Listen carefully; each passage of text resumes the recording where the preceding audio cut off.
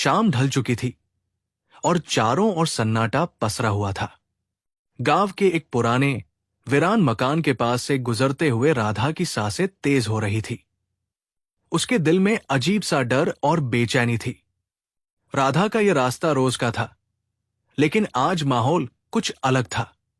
उस मकान के आसपास उसे हमेशा अजीब सी ठंडक महसूस होती थी, लेकिन आज की रात यह ठंडक असलियत ही गांव में एक रहस्य था जो हर कोई जानना चाहता था, लेकिन कोई भी बोलने की हिम्मत नहीं जुटा पाता था। लोग कहते थे कि उस पुराने मकान में कुछ ऐसा है जिसे बाहर नहीं आना चाहिए, जो गांव की सुरक्षा के लिए खतरा बन सकता है। पर राधा का मन नहीं मानता था। उसे सच जानना था। उसने ठान लिया कि इस रहस्य से पर्दा हटाना ही होगा, चाहे उसके लिए उसे कोई भी कीमत चुकानी पड़े। राधा उस रात घर लौटने के बाद भी सो नहीं पाई। उसकी आंखों के सामने वो पुराना मकान और उससे जुड़े रहस्य की परछाई मंडरा रही थी। उसने आखिरकार फैसला कर लिया कि वो इस मकान के रहस्य को सुलझाएगी। अगले दिन सुबह ही वो अपने दोस्त करण के पास गई। करण गांव के चंद लोगों में से था जो किसी भी बात को लेकर संजीदा था। उसने राधा की बातें सुनी और हल्के से मुस्कुरा दिया। राधा, तुम जानती हो, गांव में कोई उस घर के पास भी नहीं जाता। मैं तुम्हारी मदद करूंगा, लेकिन हमें इस काम में सावधानी बरतनी होगी। राधा और करण ने योजना बनाई कि वे रात के वक्त उस मकान में जाएंगे जब गांव वाले सो रहे होंगे। उस रात वे दोनों मशालों के साथ उस पुराने वीरान मकान के सामने खड़े थे। मकान की खिड़कियां टूटी हुई थी, दीवारों पर जाले लगे थे और हर कोने से सड़ांध आ रही थी। मकान का दरवाजा पुराना और जंग लगा हुआ था, लेकिन राधा ने हिम्मत जुटाकर दरवाजे को धक्का दिया और वे अंदर चले गए। अंदर का माहौल और भी भयानक था। चारों ओर अंधेरा था और हवाओं की सरसराहट सुनाई दे रही थी। करण ने धीरे से राधा का हाथ थामा और दोनों एक एक कदम संभलते हुए आगे बढ़ने लगे। तभी अचानक उन्हें किसी के रोने की आवाज सुनाई दी। आवाज धीमी लेकिन स्पष्ट थी। उन्होंने चारों ओर देखा, लेकिन वहां कोई नजर नहीं आ रहा था। करण ने धीरे से फुसफुसाकर कहा, राधा, लगता है हमें वापस लौट जाना चाहिए। ये सब ठीक नहीं लग रहा। लेकिन राधा ने उसका हाथ मजबूती से पकड़ा और कहा, नहीं करण, हम यहां तक आ गए हैं, अब हमें वापस नहीं जाना चाहिए।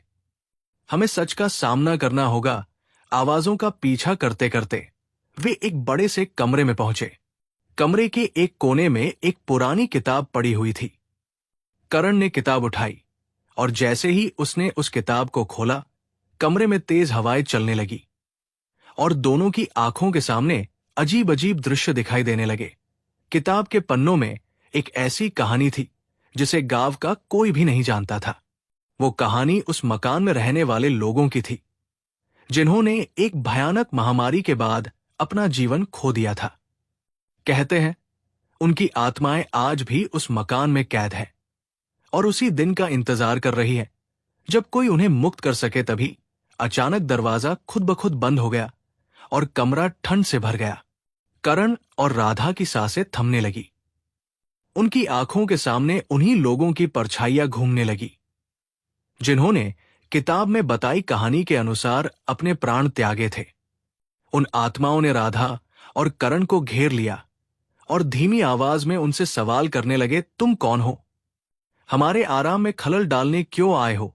एक आवाज ने डरावने स्वर में पूछा। राधा ने कांपती आवाज में जवाब दिया, हम केवल सच्चाई जानना चाहते थे।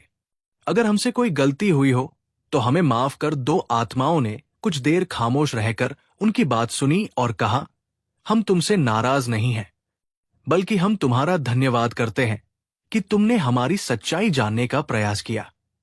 हमें कोई याद नहीं करता, लेकिन अब हम मुक्त हो सकते हैं। इतना कहकर आत्माएं धीरे धीरे धुंधली होने लगी और कमरे में गहरा सन्नाटा पसर गया। कमरे में एक अजीब सी शांति छा गई, जैसे कि वहां की हवा हल्की हो गई हो।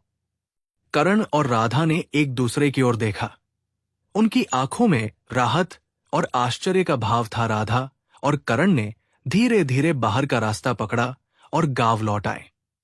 उन्होंने गांव के लोगों को सच्चाई बताई कि वह मकान अब निर्जन और शांतिपूर्ण है। लोगों ने उनकी बातें सुनी और धीरे धीरे उस मकान से जुड़े डर और कहानियां खत्म हो गई। राधा और करण ने एक रहस्य को सुलझा दिया था, जो गांव के लिए एक नई शुरुआत का संकेत था। अब उस मकान को लेकर गांव वालों के मन में कोई भय नहीं था। वे इसे केवल एक पुराने इतिहास के तौर पर याद करते थे, एक ऐसी कहानी जो अतीत के दर्द और पीड़ा को छोड़कर शांति और सुकून लेकर आई थी।